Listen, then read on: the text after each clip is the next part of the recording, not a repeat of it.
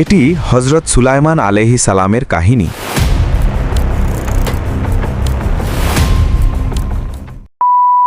এবং জিনদের এক ভয়ঙ্কর প্রতারণার গল্প।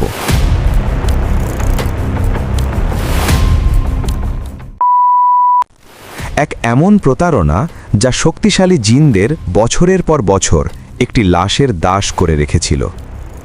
আল্লাহর হুকুম এসেছিল তার ঘর নির্মাণ করার, যে অবাধ্য জিনরা কারো নিয়ন্ত্রণে আসত না। এক অদ্ভুত ভয় চারদিকে ছড়িয়ে পড়েছিল।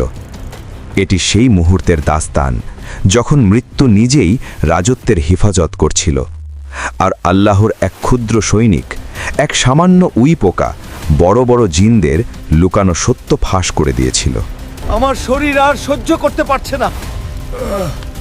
শত শত বছর ধরে আমরা এই পাথর তুলছি, আমার শরীর আর সহ্য করতে পারছে না। 100 বছর নাকি 200 বছর হয়ে গেল আমরা কতদিন ধরে এই পাথর তুলছি, আমার শরীর আর পারছে না। চুপ, আস্তে কথা বল, ওরা শুনে ফেললে তোমাকে গলির তামার মধ্যে বন্দি করে দেবে।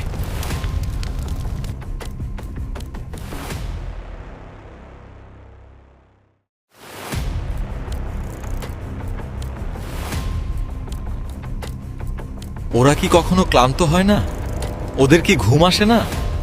তিনি তো মানুষ, তবুও খুঁটির মতো দাঁড়িয়ে আছেন। আর ঠিক তখনই এসে গেল প্রতিটি জীবের তাকদীর।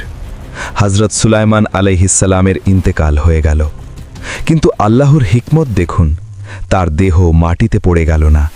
তিনি লাঠির ওপর ভর দিয়ে ঠিক আগের মতোই দাঁড়িয়ে রইলেন।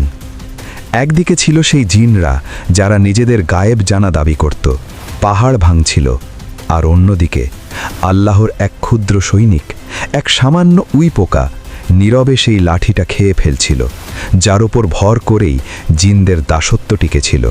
আমার সন্দেহ হচ্ছেই 1 বছর পার হয়ে গেল, তিনি পানি খেলেন না, খাবারও খান না। তুমি পাগল হয়ে গেছো নাকি? এটা আমাদের পরীক্ষা। তিনি দেখতে চান কে কাজ বন্ধ করে, যে থামবে সে শেষ। কাজ চলতেই থাকল। ভয় মানুষ আর জিনদের অন্ধ করে দেয়। তারা সামনে দাঁড়িয়ে থাকা মৃত্যুকেও চিনতে পারল না, কারণ তাদের অন্তরে আল্লাহর ভয় থেকে বেশি সুলাইমানের ভয় বাসা বেঁধেছিল। মসজিদের দেওয়াল উঁচু হতে লাগল।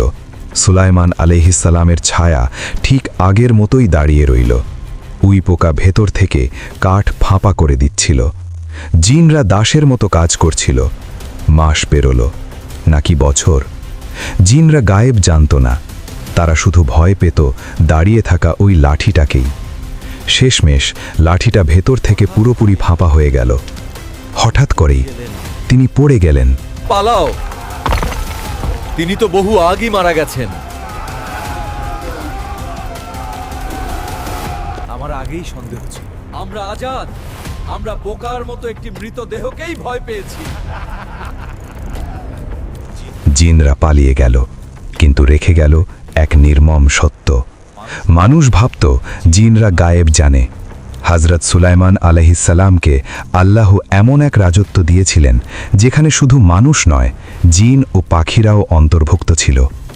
যখন সেই বাহিনী চলত, ভূমি কেঁপে উঠত, আর আকাশে পাখিদের ছায়া ঢেকে যেত। একদিন তিনি তার বিশাল বাহিনী নিয়ে এক সফরে বের হলেন। ঘোড়ার টকবক শব্দ, জিনদের ভারী পা, সৈন্যদের চলার আওয়াজ চারদিকে ছড়িয়ে পড়ছিল। চলতে চলতে বাহিনী পৌঁছল এক উপত্যকায়, যার নাম ওয়াদিয়ে নামল, পিঁপড়াদের উপত্যকা। লক্ষ লক্ষ পিঁপড়া নিজ নিজ কাজে ব্যস্ত ছিল। হঠাৎ বাহিনীর কম্পনে তাদের মধ্যে হুলস্থুল পড়ে গেল। তাদের মধ্য থেকে এক বুদ্ধিমতী পিঁপড়া, সম্ভবত তাদের নেত্রী, ডেকে বলল, হে পিঁপড়ারা, তোমরা তোমাদের গর্তে ঢুকে পড়ো। এমন যেন না হয় যে সুলাইমান ও তার বাহিনী অজান্তেই তোমাদের পিষে ফেলে। কি অসাধারণ ইনসাফ! সে বলেনি সুলাইমান জালিম, বরং বলেছে তিনি এত মহান যে আমাদের অস্তিত্বই হয়তো তার চোখে পড়বে না।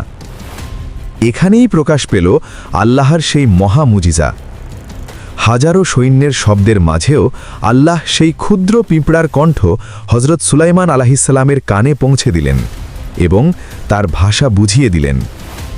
পিঁপড়ার কথা শুনে তিনি মুচকি হাসলেন।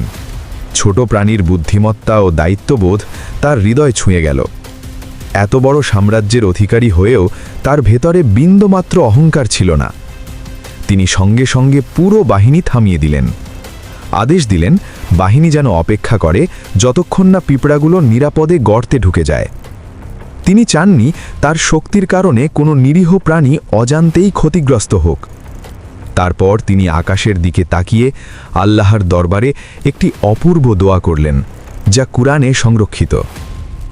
হে আমার রব, আমাকে তৌফিক দাও তোমার নিয়ামতের শুকরিয়া আদায় করতে। আমাকে এমন নেক আমল করার তৌফিক দাও যাতে তুমি সন্তুষ্ট হও, আর তোমার রহমতে আমাকে তোমার নেক বান্দাদের অন্তর্ভুক্ত করে নাও। ভিডিওটি ভালো লাগলে লাইক সাবস্ক্রাইব করে পাশে থাকেন। ধন্যবাদ।